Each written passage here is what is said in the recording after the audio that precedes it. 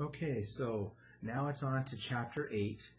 We're going to still use our graphing skills, and we're going to use our equation solving skills, our formula solving skills. A lot of things start to come together this week through chapter 8 and into 9.4. So hopefully it'll be a good review as well as an extension of some new ideas. So what we're going to be learning about in chapter 8 is this idea of a system of equations.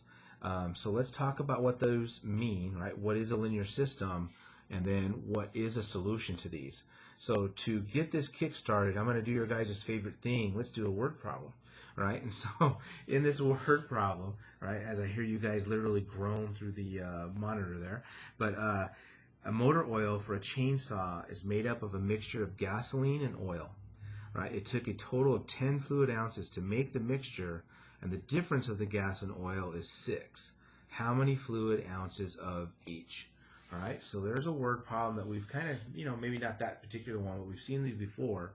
And what we typically do is we start by declaring our variables, right? So how about we let X be the fluid ounces of gas, right? And we'll let Y be the fluid ounces of oil. All right, so there's two unknowns in this little mixture problem. We're mixing two things. Some of it is gas, some of it is oil, and I don't know how much of each we're going to be mixing together. So classic unknowns. Of course, now that I have two unknowns, I'm trying to build two equations. So we'll go to the word problem and we'll see if there's something we can translate, verbal models we can make. What do we got? Right? Somewhere there's two equations. And the first thing I see is they talk about we're going to take a total, right, of 10 fluid ounces. Some of that came from gas, some of that came from oil. So we're talking about X plus Y equals to 10. So the fluid ounces of gas plus the fluid ounces of oil should equal the 10 total fluid ounces that we have together. So there's one of my equations. That's a verbal model. We're making sense of the number 10. If we keep reading, it says to make the mixture and a difference. So there's a subtraction. Difference of what? The gas and oil. So that means X minus Y would be 6. All right, so the good news is, as far as the setup is concerned, we're done. I have two unknowns. I was able to build two equations, and we have basically a system of equations that we now need to solve. All right, so there's the idea. So a system of equations, that's what we're trying to define in the first place, is when I have two or more equations, all right, working together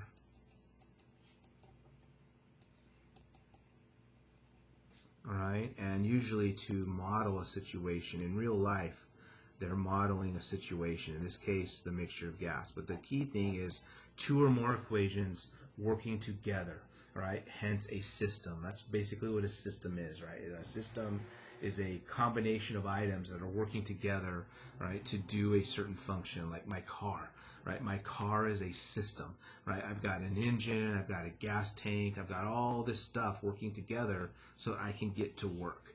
A system, all right? So in this case, I have two equations, X plus Y equals 10 and X minus Y equals 6, all right? I have two equations that are working together. And in this case, they're actually modeling a situation, the amount of motor oil that I have. That's a mixture of gas and oil.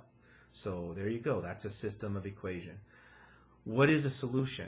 Well, let's go back, right? I'm going to start sounding like a broken record, I hope here. But any solution, right, the first thing I need to do is I need to find values, right, for variables.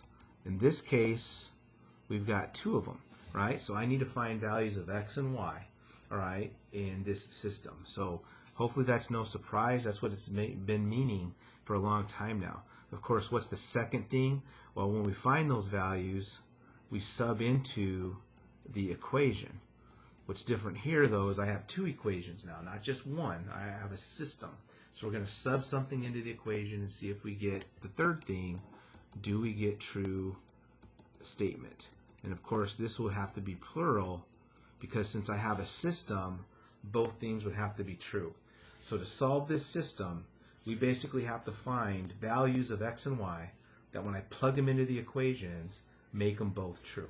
right? If I had 5 equations, right, with 5 unknowns, then I have to find 5 values that when I substitute them in, make all 5 equations true, right? And believe it or not, there's some systems that exist like that, all right? So there's some really huge systems.